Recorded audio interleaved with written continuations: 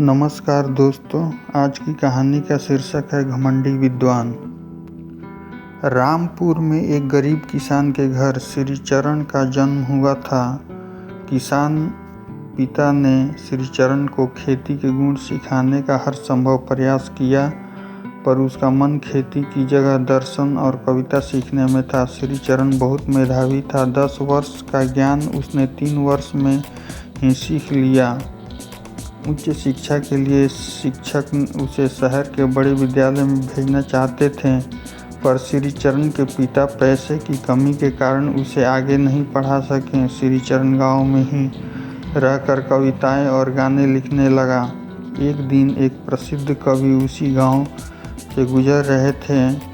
मौके का लाभ उठाकर शिक्षक ने श्रीचरण की मुलाकात उस प्रसिद्ध कवि से करवा दी। कवि ने श्रीचरण की प्रतिभा की बहुत तारीफ की और उसे पंडित महानंदा के पास जाकर कविता लिखने की कला सीखने की सलाह दी। पंडित महानंद के माध्यम से राजा के दरबार में पहुंचने की पूरी संभावना थी। श्रीचरण यह सब जानकर बहुत प्रसन्न हुआ। उसे पता चला कि पंडित महानंद उसके गांव के धनी जमींदार किशनचंद के दूर के रिश्तेदार हैं। वह उनके पास गया और उनसे परिचय पत्र लिखने का अनुरोध किया। किशनचंद एक भले व्यक्ति थे और श्रीचरण की प्रतिभा का उन्हें पता भी था। फिर उन्होंने कहा, क्षमा करना भाई, पंडित महानंद वसूल के बहुत पक्के हैं। यदि तुम परिचय पत्र लेकर जाओगे तो वे तुम्हें बिना मिले वापस भेज देंगे। इसलिए मेरी राय में तुम अपनी सर्वश्रेष्ठ कृतियों को लेकर जाओ और उन्हें प्रभावित करने की कोशिश करो। यदि वे प्रभावित हो गए तो तुम्हें अपना शिष्य जरूर बना लेंगे। श्रीचरण समझ गया कि पंडित महानंद को प्रभावित करना कोई आसान काम नहीं है। वह घर गया और पंडित जी को प्रभावित करने के लिए लिखने लगा।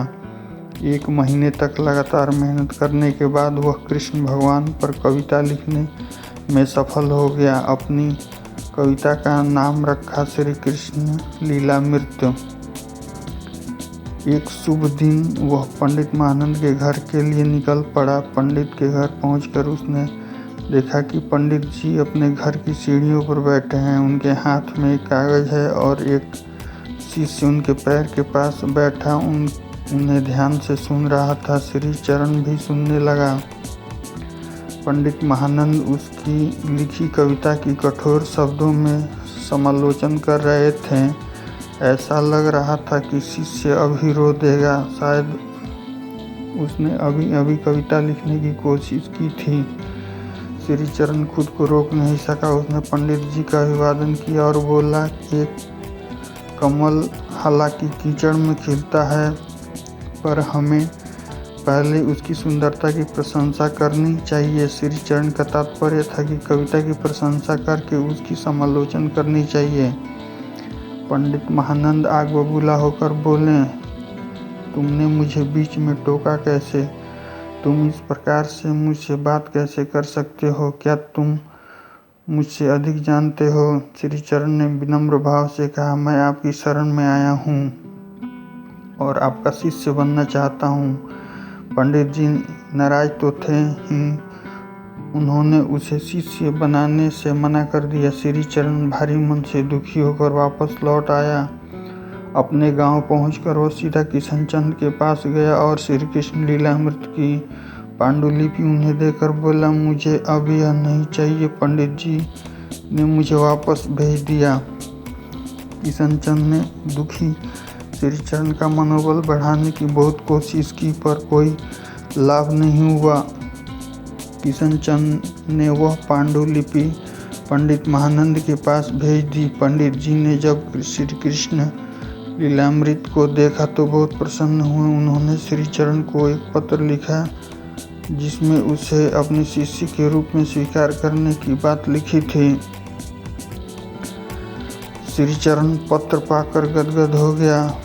कुछ सालों में वह प्रसिद्ध कवि बन गया और अपने पंडित महानंद के माध्यम से वह राजा के दरबार में भी पहुंच गया। कहानी सुनकर बेताल ने राजा से पूछा, राजन, पंडित महानंद को आरंभ में इतने घमंड घमंडी थे, उन्होंने बाद में श्रीचरण को अपने शिष्य के रूप में क्यों स्वीकार कर लिया? राजा विक्रमादित्य ने कहा, पंडित महानंद बहुत बड़े विद्वान थे। वह जानते थे कि शिष्य की रचना में गलतियां बताकर ही वे शिष्य को सुधार पाएंगे। उस दिन वे शिष्य को उसके भले के लिए ही डांट रहे थे। श्रीचरण की कविता बहुत अच्छी थी। वह विद्वान होने के कारण पंडित महानंद श्रीचरण की प्रतिभा को नज़रअंदाज नहीं कर पाए।